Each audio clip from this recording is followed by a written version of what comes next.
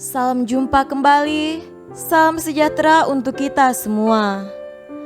Berkat Allah yang Maha Kuasa senantiasa melimpah di dalam hidup kita. Bapak Ibu saudara-saudariku yang terkasih, hari Jumat 31 Juli 2020 adalah peringatan wajib Santo Ignatius dari Loyola, Imam. Ignacio Lopez de Loyola atau yang kita kenal sebagai Santo Ignatius de Loyola adalah pendiri dari Serikat Yesus. Ia dilahirkan di kastil keluarga bangsawan Loyola di wilayah Basque, Spanyol. Ketika masih kanak-kanak, ia dikirim untuk menjadi abdi di istana raja. Ignatius kemudian masuk militer dan menjadi seorang perwira. Pada penyerbuan benteng Pamplona, Ignatius bertempur dengan berani, namun ia terkena peluru meriam dan terluka parah. Luka di tubuhnya membuat Ignatius terbaring tak berdaya selama berbulan-bulan di atas pembaringannya di benteng Loyola. Ia menyukai cerita-cerita tentang kepahlawanan, tetapi di sana hanya tersedia kisah hidup Yesus dan para kudus. Karena tidak ada pilihan lain, ia membaca juga buku-buku itu. Perlahan-lahan, buku-buku itu mulai menarik hatinya. Hidupnya mulai berubah.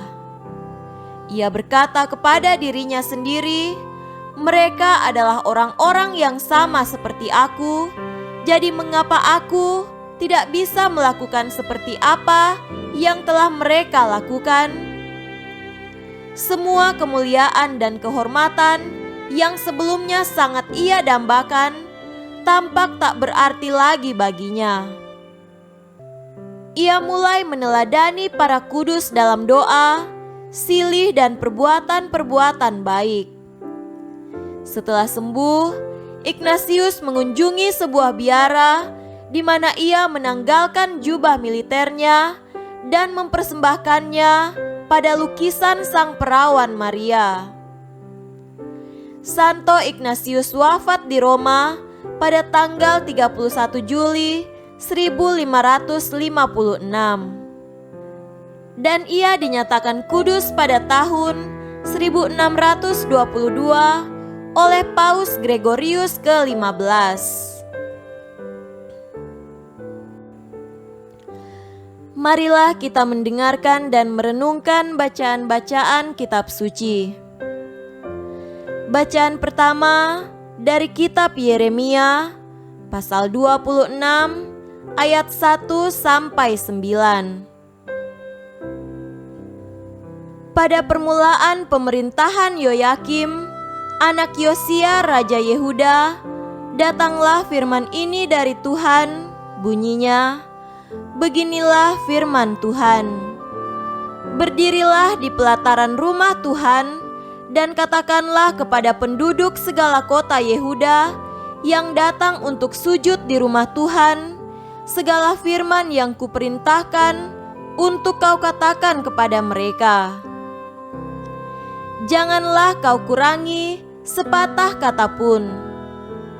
Mungkin mereka mau mendengarkan dan masing-masing mau berbalik dari tingkah langkahnya yang jahat, sehingga aku menyesal akan malapetaka yang kurancangkan itu terhadap mereka oleh karena perbuatan-perbuatan mereka yang jahat. Jadi katakanlah kepada mereka, "Beginilah firman Tuhan. Jika kamu tidak mau mendengarkan aku, tidak mau mengikuti Tauratku yang telah kubentangkan di hadapanmu, dan tidak mau mendengarkan perkataan hamba-hambaku, para nabi yang terus-menerus kuutus kepadamu, tetapi kamu tidak mau mendengarkan, maka aku akan membuat rumah ini sama seperti Silo, dan kota ini menjadi kutuk bagi segala bangsa di bumi." Para imam, para nabi, dan seluruh rakyat mendengar Yeremia mengucapkan perkataan-perkataan itu dalam rumah Tuhan. Lalu sesudah Yeremia selesai mengatakan segala apa yang diperintahkan Tuhan untuk dikatakan kepada seluruh rakyat itu, maka para imam, para nabi, dan seluruh rakyat itu menangkap dia serta berkata, "Engkau harus mati. Mengapa engkau bernubuat demi nama Tuhan dengan berkata, rumah ini akan sama seperti Silo dan kota ini akan menjadi reruntuhan sehingga tidak ada lagi penduduknya?" Dan seluruh rakyat berkumpul mengerumuni Yeremia di rumah Tuhan. Demikianlah sabda Tuhan. Syukur kepada Allah.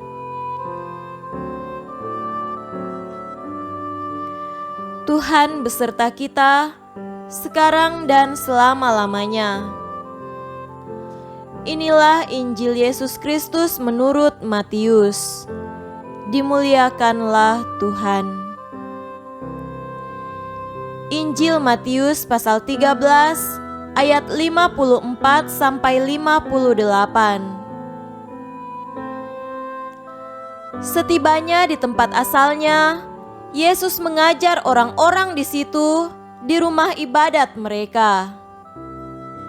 Maka takjublah mereka dan berkata, "Dari mana diperolehnya hikmat itu dan kuasa untuk mengadakan mujizat-mujizat itu? Bukankah ia ini anak tukang kayu?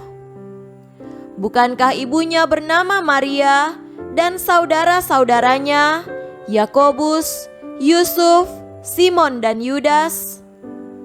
Dan bukankah saudara-saudaranya perempuan semuanya ada bersama kita? Jadi dari mana diperolehnya semuanya itu?" Lalu mereka kecewa dan menolak dia.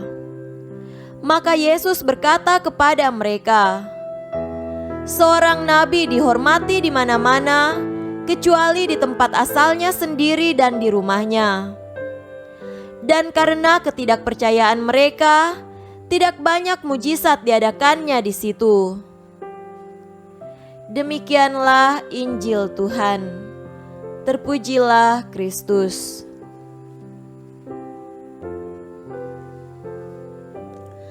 Saudara-saudariku yang terkasih dalam Tuhan kita Yesus Kristus, tema renungan kita pada hari ini adalah kekuatan percaya.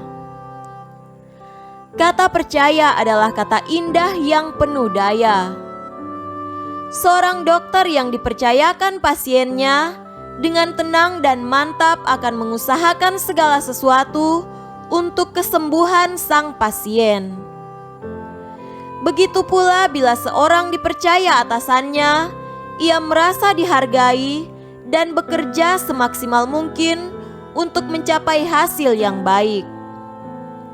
Lebih indah lagi, bila suami istri saling percaya, maka hidup keluarga pun akan disuburkan dengan banyak berkah.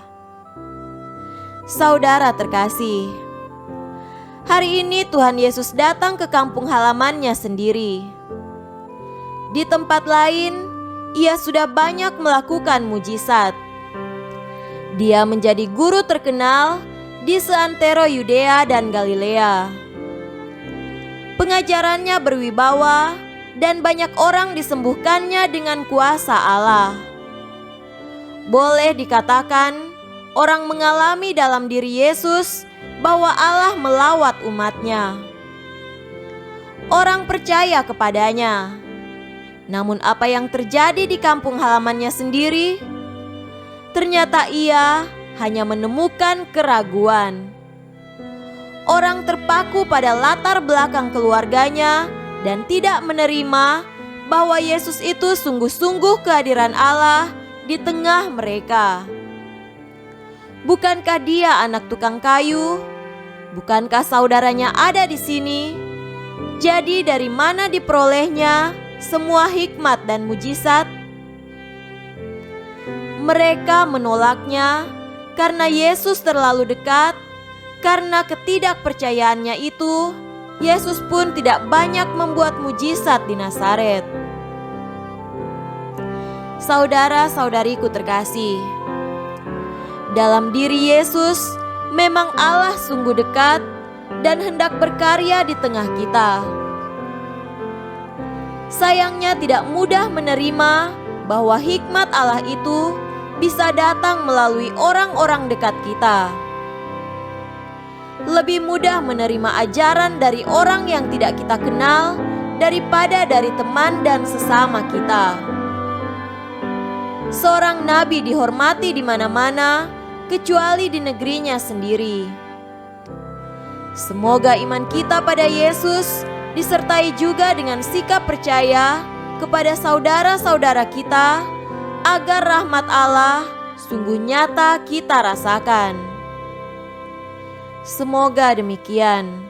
Amin.